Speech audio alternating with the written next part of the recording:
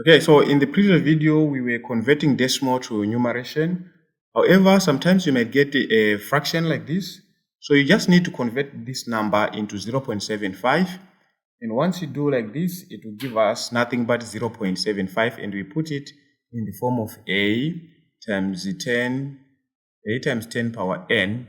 It gives us 7.5 times 10 power minus 1. That will be the vice versa of this one, fraction. It will go all the way here. However, let us calculate something different. We needed to put it in the form, to put these questions in the form of a times 10 power n. Okay, let us take a look into this.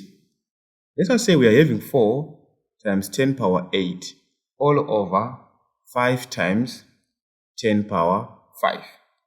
If you are to solve this, we can split, of course, like 4.5 times 10 power 8 over 10 power 6. It can happen, right? It is simple.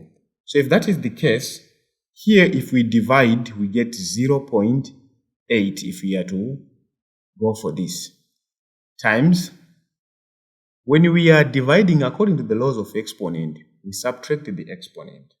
So you will find out it will be 10 power 3 in this case. So, however, in standard form, we said we move our decimal to the nearest highest integer. So here we go to 8. So it will be 8 times 10 power 3 minus 1 because we move negative side. So here it will be 8 times 10 power 2 as our final solution. Of course, we need to do another example. Let us try 125 over 5. Let us say 125 times 10 power minus 2. This one times 10 power 2. We do the same concept. Since we are multiplying, go here. This should be a negative 2.